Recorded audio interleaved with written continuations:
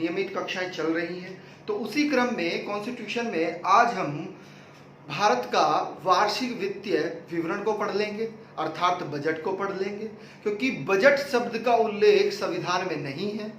किसका उल्लेख है? वार्षिक वित्तीय विवरण का है। क्लियर है पॉइंट। और आज हम भारत की संचित निधि जो है उसको भी पढ़ लेंगे। ठीक है, तो आइएगा स्टार्ट करते हैं। देखिएगा, एक चीज और समझनी है बिल्कुल ध्यान से कि होता क्या है कि यहां से प्रश्न थोड़ा सा घुमा फिरा कर भी बनते हैं ना, कि तथ्यात्मक रूप में बनते हैं। तो आप हेडिंग बना लीजिएगा अनुच्छेद, हेडिंग बनाइएगा अनुच्छेद 112। प्रश्न पूछा जाएगा कि बजट का उल्लेख किस अनुच्छेद में है, तो बजट का उल्लेख वास्तव में अनुच्छेद 112 में है। अब प्रश्न तथ्यात्मक रूप से कैसे बनेगा? क्योंकि संविधान में बजट शब्द का उल्लेख नहीं है। पॉइंट क्लियर है? यानी कि संविधान में बजट शब्द का उल्लेख नहीं है। किसका उल्लेख है?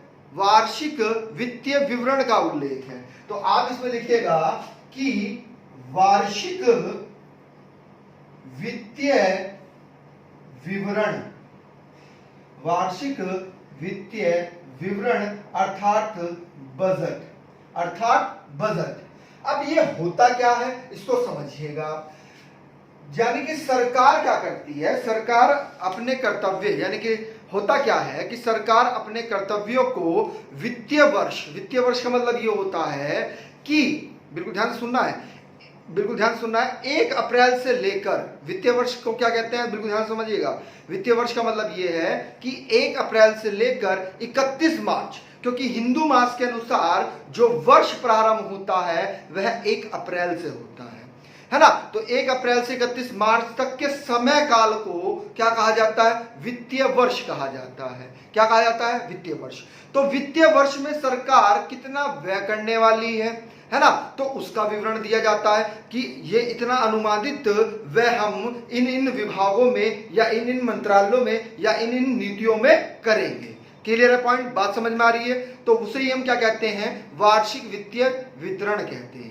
ठीक है, आ रही है बात समझ में? तो इसमें आप ऐसे करके लिखिएगा कि राष्ट्रपति का कर्तव्य है, राष्ट्रपति का कर्तव्य प्रत्येक, हर वर्ष की बात कर रहे हैं, प्रत्येक वित्तीय विवरण, वित्तीय वर्ष करिएगा, वित्तीय वर्ष ब्रैकेट में लिखिएगा 1 अप्रैल से लेकर कहां तक? 31 मार्च तक। कहां तक? 31 मार्च तक। इसे क्या कहा जाता है? वित्तीय वर्ष कहा जाता है। के लिए संसद, बहुत इंपॉर्टेंट फैक्ट है, संसद के दोनों सदन, अब संसद के दोनों सदन कौन से? राज्यसभा भी और लोकसभा भी, के समक्ष भारत सरकार की उससे वर्ष के लिए, उसी वर्ष के लिए अनुमानित, ये शब्द को अंडरलाइन करिएगा क्योंकि अनुमानी होता है, कोई कंफर्म नहीं होता है, निश्चित नहीं होता है ना, अनुमानित ही होता है। तो अनुमानित आय और व्यय, इसको अंडरलाइन करना है। अनुमानित आय और व्यय, इसको अंडरलाइन करिएगा, का विवरण रखवाए तथा सरकारी नीतियों का उल्लेख करें। पॉइंट क्लियर है? बात समझ में आ रही है? बिल्कुल ध्यान से समझिएगा कि राष्ट्रपति का कर्तव्य है कि प्रत्येक वित्तीय वर्ष में, यानी कि सदन के दोनों सदन, संसद के दोनों सदन के समक्ष भारत सरकार के उससे वर्ष, उसी वर्ष करिएगा, उसी वर्ष के लिए अनुमानित आय और व्यय का विवरण रखवाएंगे तथा जो सरकारी नीतियां हैं उनका उल्लेख भी आपके वार्षिक वित्तीय विवरण में ही होता है। पॉइंट क्लियर है? यानी कि कोई भी नीति लानी चाहती है सरकार या कोई भी योजना लानी चाहती है सरकार, तो उसका विवरण भी किसमें दिया जाता है? वार्षिक वित्तीय विवरण में दिया जाता है। अब उस नीति पर कितना खर्च होगा, कितनी उससे आय होगी, वो सब जानकारी किसमें रहती है? वह सब जानकारी वार्षिक वित्तीय विवरण के तहत ही रहती है, अर्थात बजट के तहत रहती है। पॉइंट क्लियर है? बात समझ में आ रही है? अब आप अगली लाइन से लिखिएगा कि भारत में दो तरह के बजट होते हैं। अब कौन कौन से हैं, बिल्कुल ध्यान से समझिएगा। एक होता है रेल बजट, एक होता है रेल बजट, एक होता है आम बजट। कौन सा बजट? आम बजट। अब जो रेल बजट है वह रेल मंत्री द्वारा, अर्थात केंद्रीय रेल मंत्री द्वारा दिया जाता है, जबकि जो आम बजट है वह वित्त मंत्री द्वारा पेश किया जाता है। क्लियर है? पॉइंट आ रही है बात समझ में? और ये वास्तव में फरवरी के अंत में, फरवरी के अंत में, ऐसे करिएगा, फरवरी के अंत में किसमें पेश होता है? ये इंपॉर्टेंट फैक्ट मानेगा, लोकसभा में पेश होता है, लोकसभा में पेश होता है। अब तो दोनों बजट एक ही कर दिए गए हैं, है ना? ये भी हम जब आपको विस्तृत रूप से पढ़ाएंगे भी आगे तो तब चर्चा करेंगे कि कब कब रेल बजट को अलग किया गया, कब इसको मिला दिया गया, कब इसको अलग कर दिया गया। Clear point? आइएगा, तो ये थी वार्षिक वित्तीय विवरण की बात। आइएगा, अब कभी कभी प्रश्न अनुच्छेद 112(3) से भी बनता है, आपसे प्रश्न पूछा जाएगा, बिल्कुल ध्यान से समझिएगा। अनुच्छेद 112 का ही तीसरा खंड है, हेडिंग बना लीजिएगा, अनुच्छेद 112(3). अब ये किससे संबंधित है? तो ये भारत की संचित निधि से संबंधित है। किससे संबंधित है? लिख लीजिएगा आप कि भारत की संचित निधि, संचित निधि पर भरित व्यय से संबंधित है। पॉइंट क्लियर है? सीधा सीधा ये भी कह सकता है कि भारत का संचित निधि जो है वह किस अनुच्छेद के तहत है? तो वास्तव में वह 112 के तहत है। और अगर और ज्यादा डीपली आपसे पूछ लिया जाए कि भारत की संचय निधि जो है, संचित निधि जो है वह किस अनुच्छेद के तहत होती है, तो 112(3) के तहत होती है। किसके? 112(3) अनुच्छेद के तहत इसका विवरण है। अब होता क्या है, इसमें कुछ प्रावधान है, उनको आप देख लीजिएगा। क्या क्या प्रावधान है? पहला लिखिएगा कि राष्ट्रपति, बिल्कुल ध्यान से समझना है, यहां से प्रश्न बनता है भाई, राष्ट्रपति के वेतन, राष्ट्रपति के वेतन भत्ते उसके पद से संबंधित व्यय, संबंधित व्यय किससे दिया जाता है? तो भारत की संचित निधि से दिया जाता है। और ये भारत की सबसे बड़ी निधि है, ध्यान रखिएगा, है ना? व्यय के मामले में, आय के मामले में, है ना? ठीक है, आइएगा अगला फैक्ट समझिएगा। अब इसमें ही आपको दूसरा पॉइंट क्या लिखना है, जो लोकसभा के, आपको पूरा लिखना है, हम तो शॉर्ट करके लिख रहे हैं, आपको पूरा लिखना है। लोकसभा के अध्यक्ष, लोकसभा के उपाध्यक्ष तथा राज्यसभा के सभापति, राज्यसभा के सभापति व राज्यसभा के उप सभापति, सभापति, ठीक है, के वेतन व भत्ते पर व्यय इसी निधि द्वारा किया जाता है। तीसरा फैक्ट लिखिएगा कि भारत सरकार द्वारा लिए गए, ये इंपॉर्टेंट फैक्ट बनेगा भाई, लिए गए ऋण। होता क्या है कि भारत सरकार भी, अर्थात केंद्र सरकार भी कभी कभी बाजार से क्या करती है, ब्याज लेती, वो सॉरी ऋण लेती है, ब्याज पर क्या लेती है, ऋण ले लेती है। आ रही है बात समझ में, उधार ले लेती है। और जब उसको आय प्राप्त हो जाती है, उसकी आय अच्छी हो जाती है, तो उस ऋण को वह वापस ब्याज के साथ में दे देती है ना, बाजार को। पॉइंट क्लियर है, आ रही है बात समझ में। ये आपको हम इकोनॉमिक्स में पढ़ाएंगे सारी चीजें कि कैसे कंट्रोल करती है सरकार मुद्रास्फीति को और मुद्रा संकुचन को। तो फिलहाल आप समझिएगा कि भारत सरकार द्वारा लिए गए ऋण, इसको अंडरलाइन करिएगा, ऋण को, लिए गए ऋण तथा ना करें, ऋण की अदायगी का व्यय या उस पर दिया गया या दिया जाने वाला ब्याज, या उससे संबंधित व्यय किसके द्वारा किया जाता है, तो भारत की संचित निधि द्वारा किया जाता है। आपसे सीधा सीधा प्रश्न पूछ लिया जाएगा कि भारत सरकार ने यदि किसी से ऋण लिया है तो उस ऋण को किस के द्वारा वापस किया जाता है, तो वास्तव में वह पैसा जो आता है, वह पैसा जो दिया जाता है अदायगी का, वह भारत की संचय निधि द्वारा ही दिया जाता है। अगला फैक्ट समझिएगा। चौथा फैक्ट क्या है, चौथा फैक्ट यह है कि जो भारत का उच्चतम न्यायालय है, भारत का उच्चतम न्यायालय, ठीक है, के न्यायाधीशों का वेतन, भत्ता यानी कि भत्ते उनके और पेंशन, ठीक है, किसके द्वारा दिया जाता है, तो भारत की संचित निधि द्वारा ही दिया जाता है। अगला लिखिएगा इसी में ही, जो भारत के क्या है, नियंत्रक महालेख परीक्षक के पेंशन, भत्ते व वेतन भी भारत की संचित निधि द्वारा ही दिया जाता है। अगला फैक्ट लिखिएगा, पांचवा फैक्ट।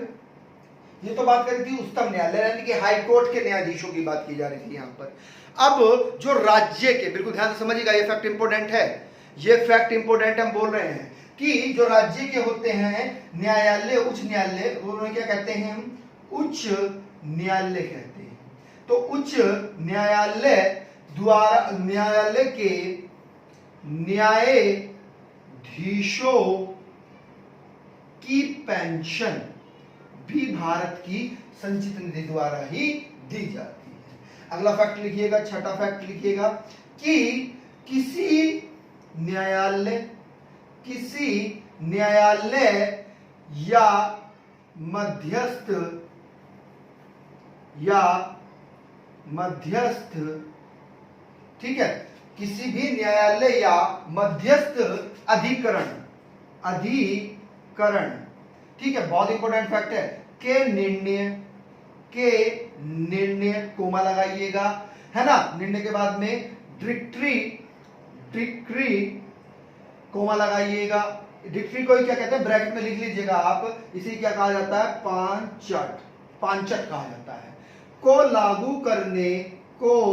लागू, हाँ, ये पांचट ही बोलते हैं इसको, बताएंगे आगे हम क्या होता है पांचट, है ना। को लागू करने के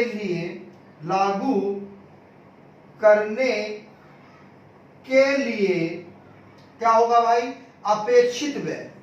अपेक्षित व्यय भी भारत की संचित निधि द्वारा ही किया जाता है।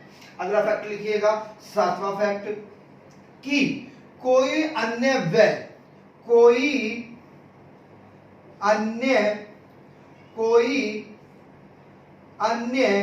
व्यय किसके द्वारा, जो संसद को अंडरलाइन करिएगा, संसद द्वारा भारत, बहुत इंपॉर्टेंट फैक्ट है ये भी, क्योंकि कथन निष्कर्ष में आपसे पूछा जाएगा, कोई भी व्यय जो भारत की संसद है, जो संसद द्वारा भारत की संचित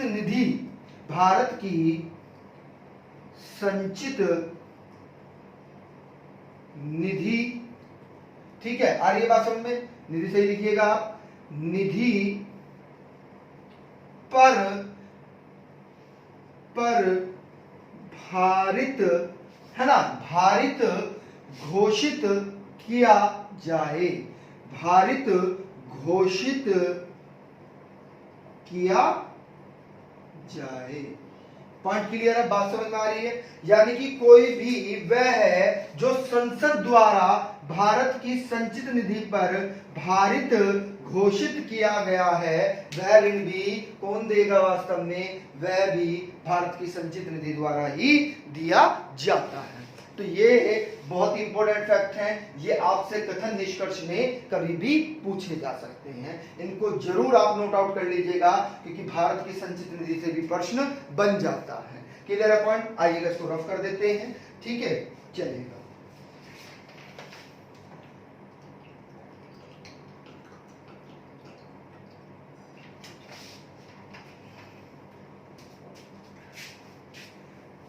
अब समझिएगा बिल्कुल ध्यान से, बजट को 3 चरणों में विचार विमर्श करके पारित किया जाता है। यह प्रश्न भी इंपॉर्टेंट बन जाता है, बिल्कुल ध्यान से लिखना है। अगली लाइन से लिखिएगा कि बजट को 3 चरणों में विचार विमर्श करके पारित किया जाता है। अब वो चरण कौन कौन से हैं? वो 3 चरण हम लिख रहे हैं, आप भी लिख लीजिएगा। देखिएगा किस किस नाम से है? प्रथम चरण के नाम से, दूसरा लिखिएगा द्वितीय चरण, और तीसरा क्या है?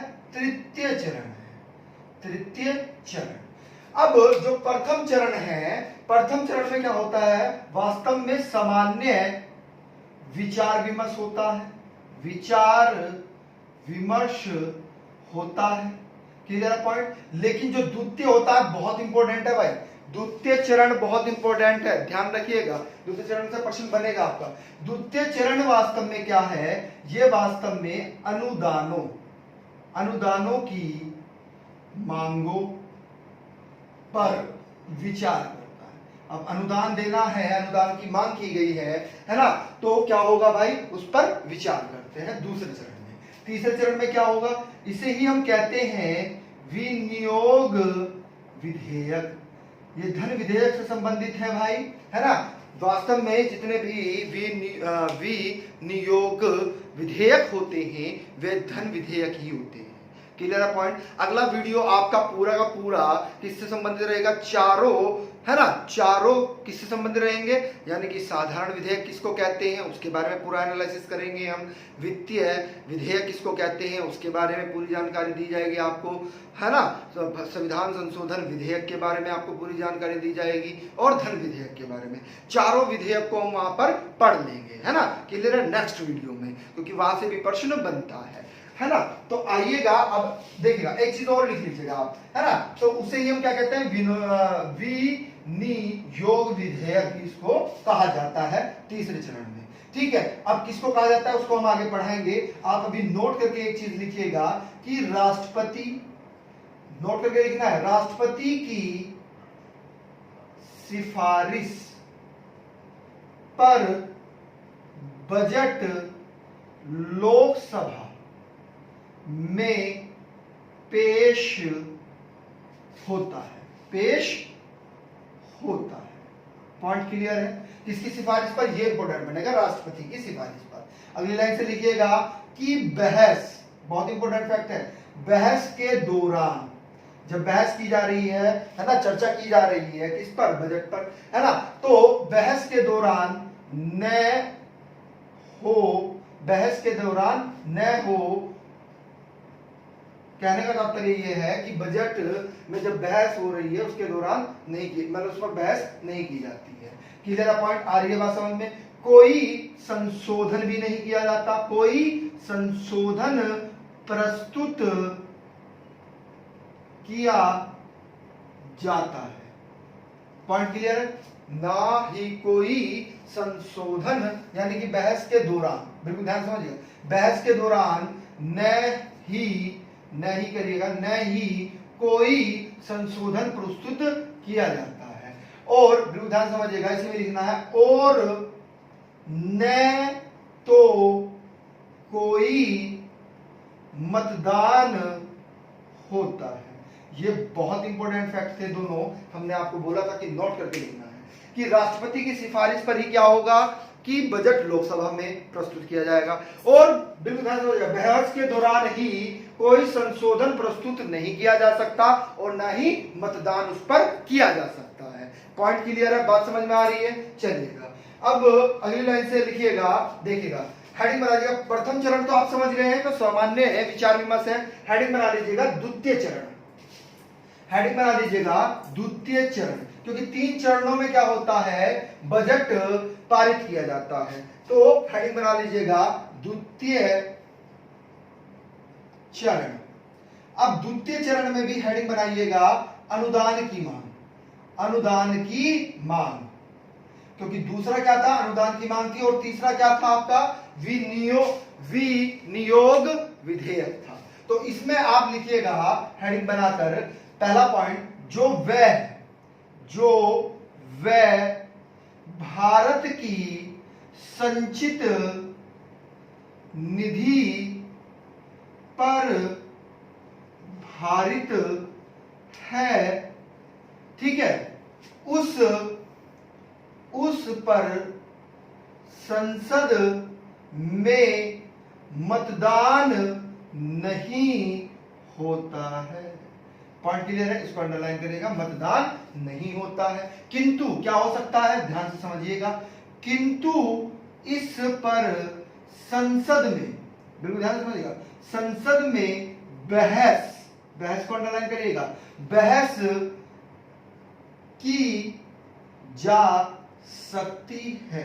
यानी कि मतदान तो नहीं होगा लेकिन बहस संसद में की जा सकती है। इसी में ही लिखिएगा कि बजट में अनुमानित अन्य व्ययों को अनुदान की मांग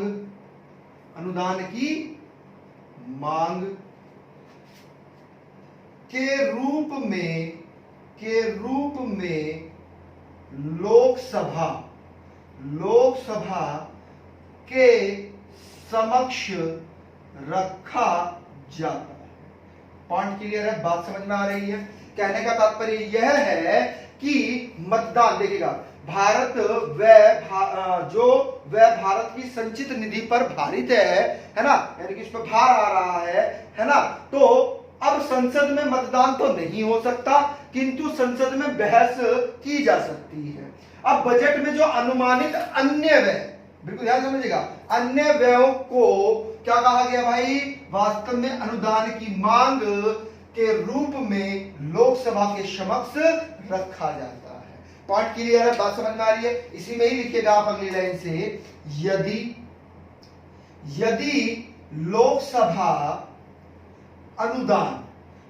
लोकसभा अनुदान मांग को अस्वीकार कर देती है, बिल्कुल ध्यान समझिएगा। अब लोकसभा के पास में 2 अधिकार हैं, तो स्वीकार कर सकती है या अस्वीकार कर सकती है। अब लोकसभा ने क्या कर दिया, यदि अनुदान की मांग को अस्वीकार कर देती है या उसमें कमी करने, जितना भी अनुदान मांगा गया है उसमें कमी करने का प्रस्ताव पारित करती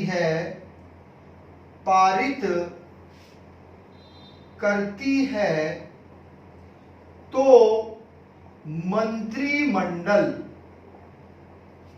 नहीं, मंत्री परिषद शब्द सही रहेगा, मंत्री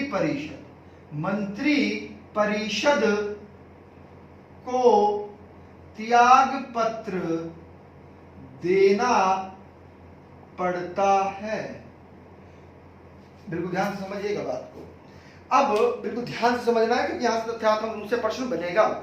क्योंकि देखिएगा, यदि लोकसभा अनुदान की मांग को अस्वीकार कर देती है या उसमें कमी करने का प्रस्ताव पारित करती है तो मंत्री परिषद को क्या देना होगा? त्याग पत्र देना होगा। क्यों? अब समझिएगा बिल्कुल ध्यान से आप। होता क्या है वास्तव में कि आपको पता ही है कि वित्तीय मंत्री, बजट कौन पेश करता है भाई? वित्तीय मंत्री करते हैं कि नहीं करते हैं? तो वित्तीय मंत्री क्या है? कैबिनेट के एक मंत्री होते हैं। किसके? कैबिनेट के।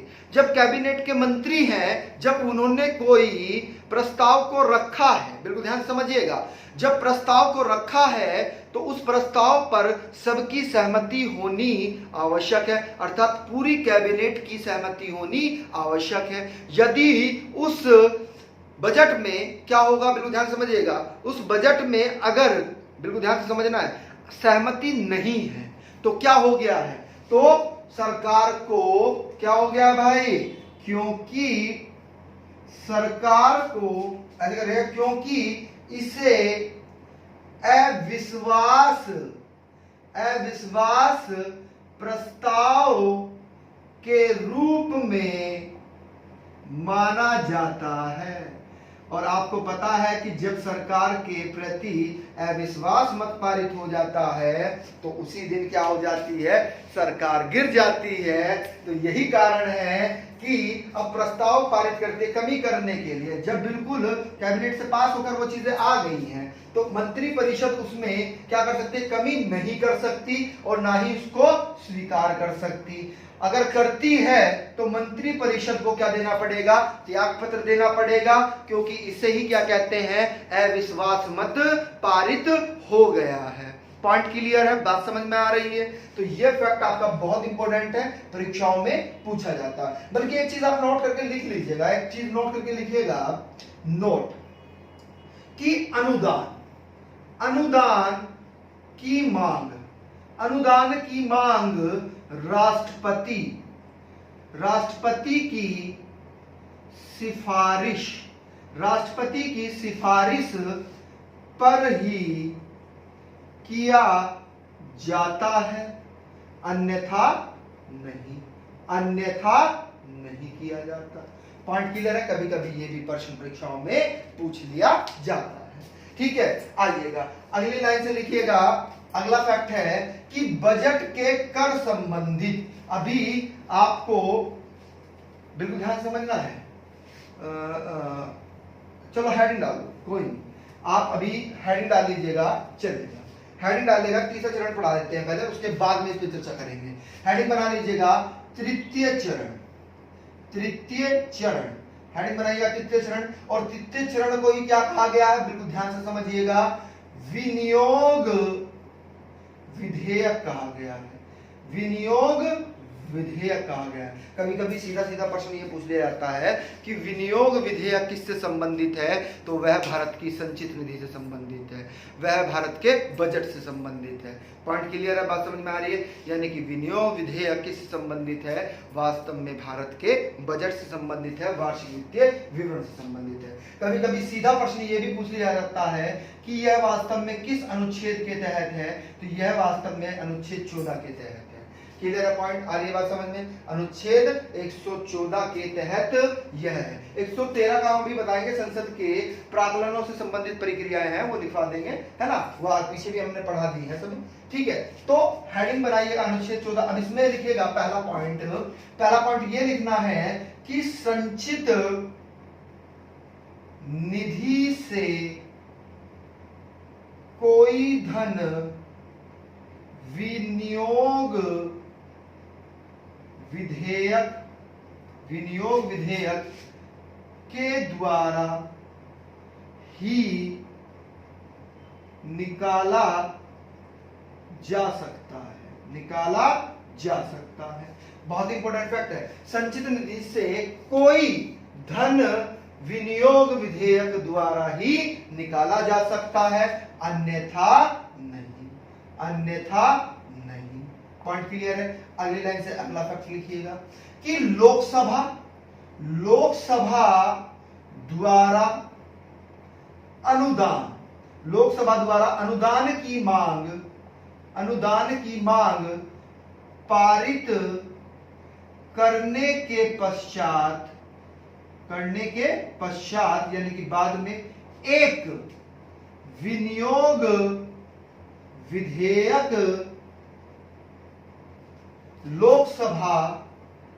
लोकसभा में ही प्रस्तुत किया जाता है।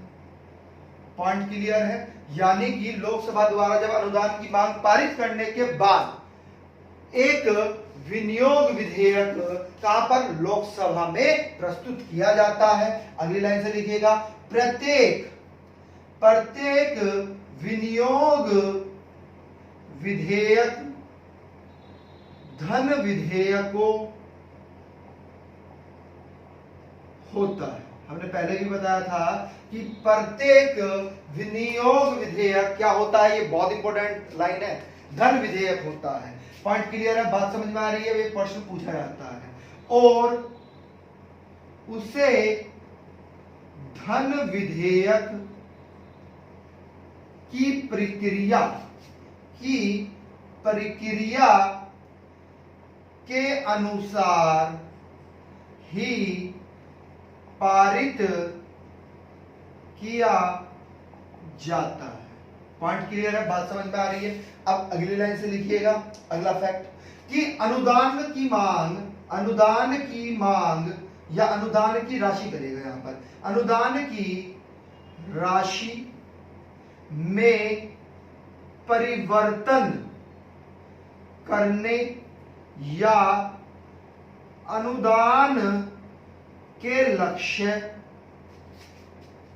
को बदलने या भारत की संचित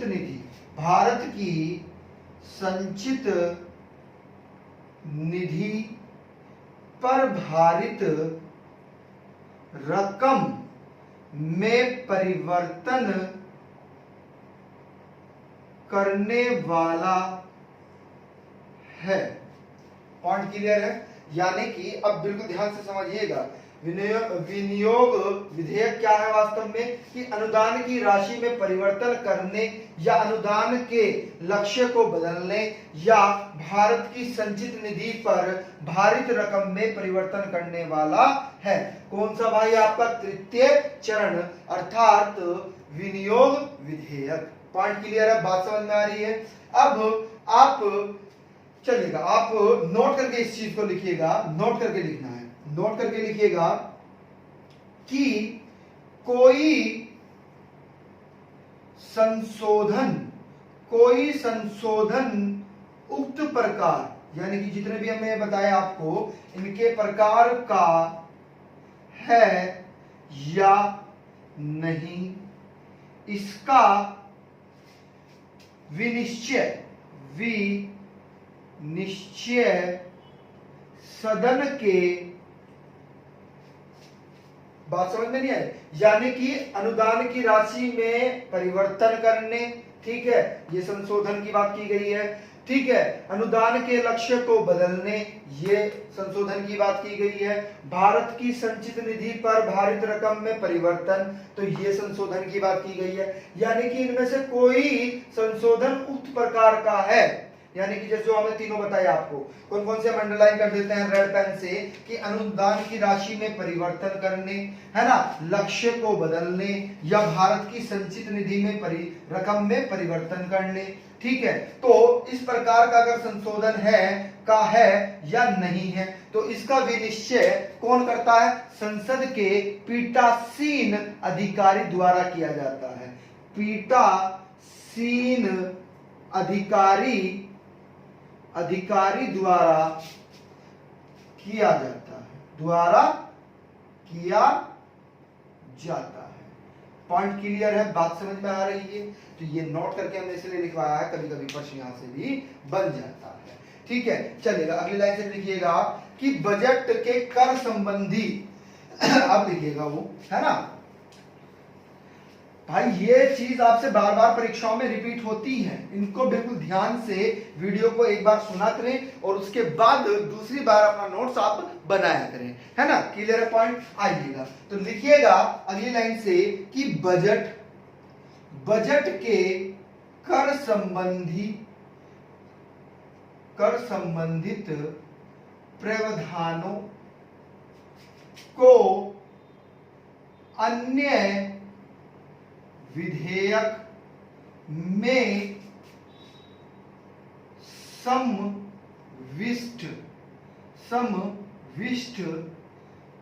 समाविष्ट करेगा, इसको समाविष्ट किया जाता है।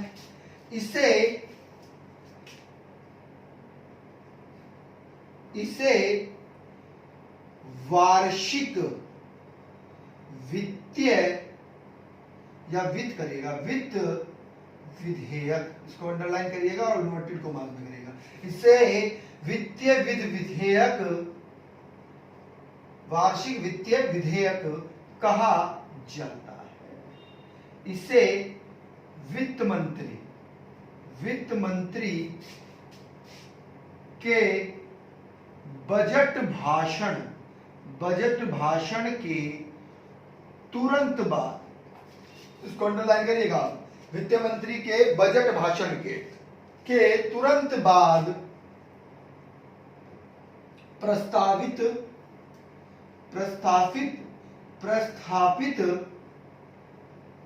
किया जाता है। पॉइंट क्लियर है? आ रही बात समझ में? तो चलिए लिख लीजिएगा, अनुच्छेद 13 भी आप बोल रहे थे, हाँ तो लिख लीजिएगा अनुच्छेद 13 क्या है, लिख लीजिएगा अनुच्छेद 113 क्या कहता है। ये वास्तव में संसद में जो प्राक्कलनों के संबंध में जो प्रक्रिया है उससे संबंधित है। आगे हम समितियां पढ़ाएंगे ना, तब बताएंगे इनके बारे में, है ना। चलिएगा, ठीक है, क्लियर है। चलिएगा आगे चलते हैं। हेडिंग बना लीजिएगा अनुच्छेद 115। अनुच्छेद 115 क्या है? वास्तव में इसमें कुछ अनुदानों की बात की गई है। अब वो अनुदान कौन कौन से, उसको समझिएगा। उसे कहा जाता है अनुपूरक या फिर अतिरिक्त या अधिक अनुदान से संबंधित है। ठीक है, आ रही है बात समझ में? पॉइंट क्लियर है। यानी कि अनुच्छेद 115 अनुपूरक, अतिरिक्त या अधिक अनुदान से संबंधित है।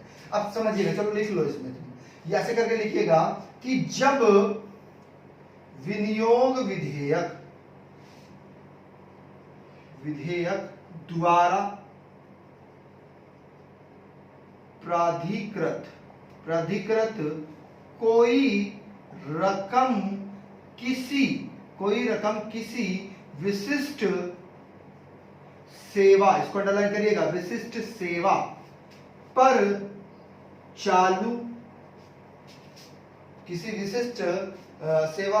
चालू वित्तीय वर्ष के दौरान खर्च करने के लिए कम, ऐसे करिएगा, कम पड़ गई है ना। तो या फिर ऐसे करिएगा, या कोई ऐसी नई सेवा, इसको भी अंडरलाइन करिएगा, जिसका उल्लेख वार्षिक बजट में न हो, के लिए धन की आवश्यकता हो तो राष्ट्रपति को अंडरलाइन करिएगा यहां पर। तो राष्ट्रपति संसद के दोनों सदनों अर्थात लोकसभा और राज्यसभा के समक्ष अनुपूरक या अतिरिक्त की अनुदान की बात ना करिएगा, मांग करिएगा, मांग करता है या रखता है, रखता है। बात समझ में आ गई होगी पूरी। ठीक है, हमने डिफाइन कर दिया है पूरा कि होता क्या है, अनुपूरक या अतिरिक्त, है ना, या अधिक, किसी भी नाम से पूछा जा सकता है। अनुदान क्या होता है? यानी कि जब विनियोजक विधेयक द्वारा प्रकृत कोई रकम किसी विशिष्ट सेवा को पर चालू वित्तीय वर्ष के दौरान खर्च करने के लिए कम पड़ जाती है। इसको समझिएगा भाई, कोई चीज कम पड़ गई तभी तो आप अतिरिक्त लेंगे या अनुपूरक लेंगे या अधिक अनुदान लेंगे। क्लियर है पॉइंट? और ऐसी नई सेवा जिसका उल्लेख उन्होंने बजट में नहीं किया, यानी कि वार्षिक बजट में न किया हो, है ना, और धन की आवश्यकता पड़ रही हो, तब राष्ट्रपति क्या करेगा कि संसद के दोनों सदनों के समक्ष अनुपूरक या अतिरिक्त अनुदान की मांग को रखता है। बात समझ में आ गई? तो यही वास्तव में क्या है, अनुपूरक या अतिरिक्त अनुदान है या अधिक अनुदान है। ये भी परीक्षाओं में पूछ लिया जाता है। क्लियर है पॉइंट? आइएगा अगला फैक्ट समझिएगा, हेडिंग बना लीजिएगा अनुच्छेद 116। तो अनुच्छेद 116 कैसे संबंधित है? यहां से भी प्रश्न बनता है भाई, इसको इंपोर्टेंट करिएगा, इसको इंपोर्टेंट करेगा अनुच्छेद 116 को, है ना, यहां से भी प्रश्न बनता है। हेडिंग बनाइएगा अनुच्छेद 116। अब अनुच्छेद 116 में किसके बारे में बात की गई है? तो लिख लीजिएगा आप, लेखानुदान,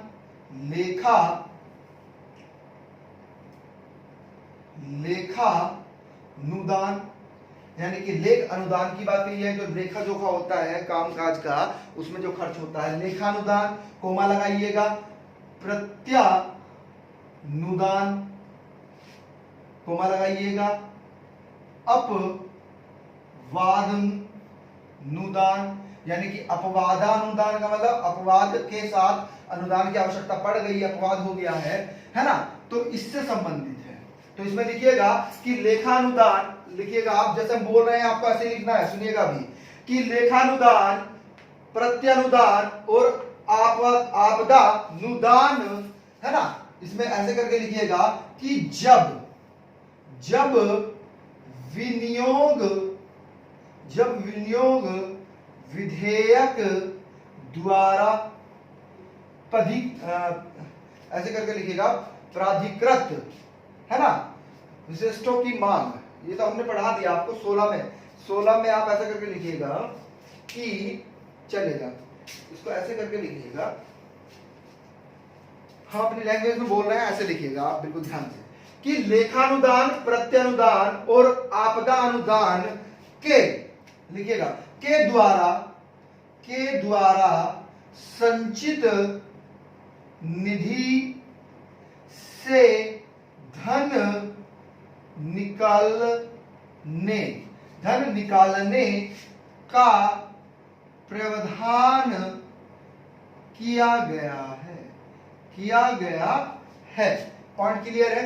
आ रही है बात समझ में? यानी कि अनुच्छेद 116 में क्या किया गया है, वास्तव में लेखानुदान, प्रत्यानुदान और आपदानुदान के लिए संचित निधि से धन निकालने का प्रावधान किया गया है। अब इसको समझिएगा आप, चलो नोट करके एक चीज लिख लो, है ना, एक चीज आप नोट करके लिखिएगा, ठीक है, नोट करके लिखिएगा कि लेखानुदान एक अग्रिम व्यवस्था है, आगे की व्यवस्था है। क्लियर है पॉइंट? आ रही है बात समझ में? क्योंकि ऐसे करके लिखिएगा, संचित निधि, इसी में लिखना है, संचित निधि धन निकालने के लिए, संचित निधि धन निकालने के लिए अनुमानित व्यय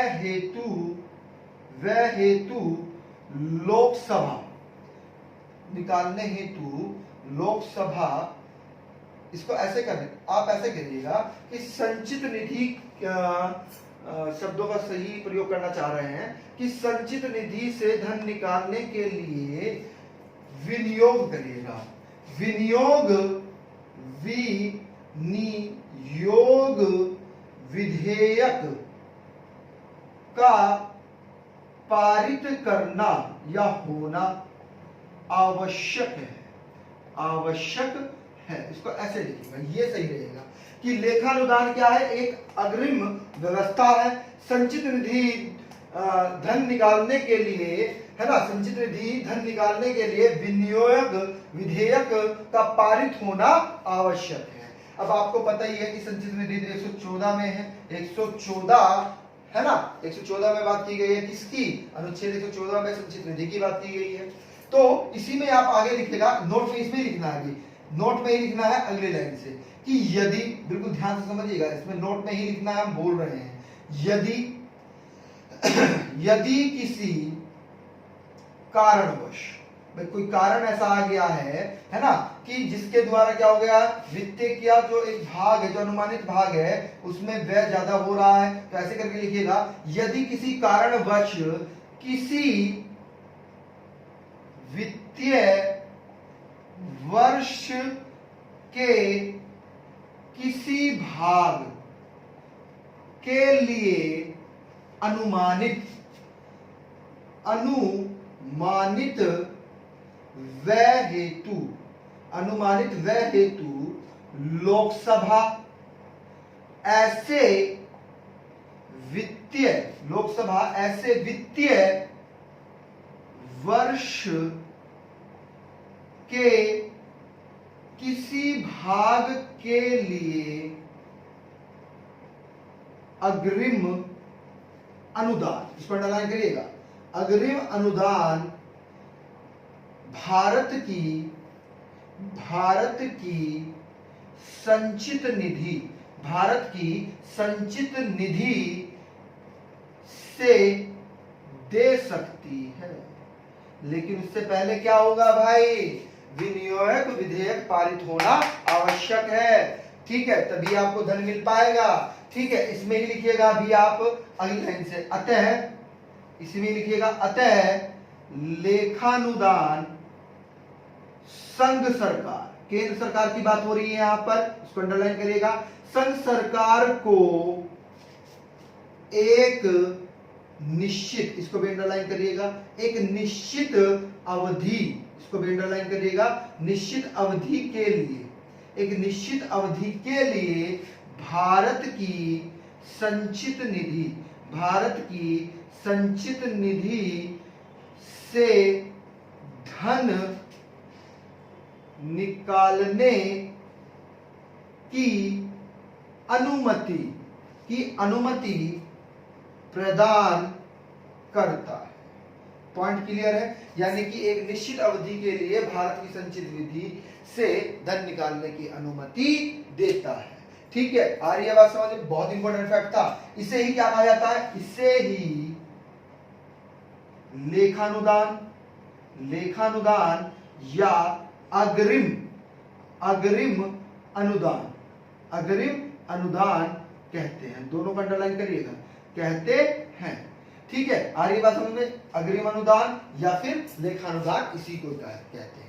ठीक है, आइएगा अब हेडिंग बना लीजिएगा प्रत्यनुदान, इसको भी समझा देते हैं। आइएगा, हेडिंग बना लीजिएगा प्रत्यनुदान, है ना। इसके बाद आपको हम चारों के चारों विधेयक, साधारण विधेयक, धन विधेयक, वित्तीय विधेयक और संविधान संशोधन विधेयक, इसी वीडियो के बाद नेक्स्ट वीडियो जो रहेगी वही रहेगी। तो अभी हेडिंग बना लीजिएगा आप प्रत्यनुदान, हेडिंग बनाइएगा प्रत्यनुदान।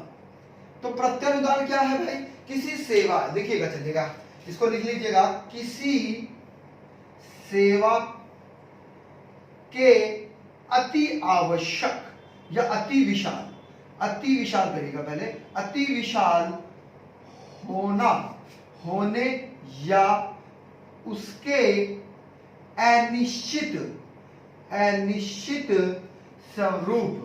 अनिश्चित स्वरूप के कारण उसकी मांग के विवरण को वार्षिक वित्तीय विवरण अर्थात वार्षिक बजट के साथ नहीं दिया जा सकता है। पॉइंट क्लियर है? यानी कि किसी सेवा के अति विशाल होने या उसके अनिश्चित स्वरूप के कारण, क्योंकि अब निश्चित नहीं है कि भैया कितने समय तक चलेगा, क्या होगा क्या नहीं, है ना। जैसे कोरोना चल रहा है आपका, इसी तरह से समझिएगा कि कोरोना में भी तो अब पता नहीं है कब तक चले, है ना, कब समाप्त हो, कब मेडिसिन आएंगी, कब समाप्त हो सकेगा। तो वही चीजें हैं कि किसी सेवा की अति विशाल होना या उनके उससे अनिश्चित स्वरूप के कारण उसकी मांग में विवरण को वित्तीय बजट, है ना, वार्षिक बजट के साथ नहीं दिया जा सकता। तो ऐसी मांग के लिए लोकसभा संचित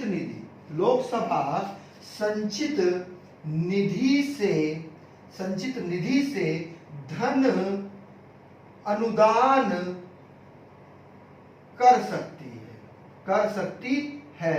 इसे ही क्या कहते हैं? इसे ही प्रत्यानुदान कहते हैं। इसे ही क्या कहते हैं? प्रत्यानुदान कहते हैं। पॉइंट क्लियर है? बात समझ में आ रही है? अगला हेडिंग बना लीजिएगा, इसको भी समझा देते हैं, तीनों को आज चर्चा कर लेते हैं। अपवादानुदान, ठीक है। अपवादानुदान का मतलब तो समझ गए होंगे, शब्द से ही समझ गए होंगे कि अपवाद गरिष्ठ बात करी जा रही है। तो होता क्या है, पर लेकिन प्रश्न बनते हैं यहां से कि लोकसभा किसी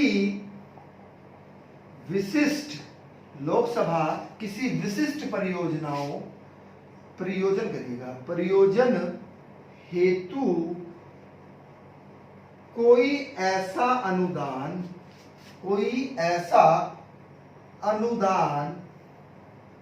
पारित कर सकती है जो किसी वित्तीय वर्ष की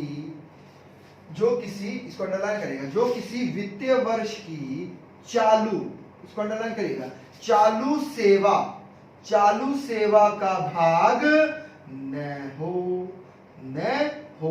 अर्थात नहीं हो। अर्थात ऐसे करके लिखिएगा, अर्थात जो बजट में शामिल न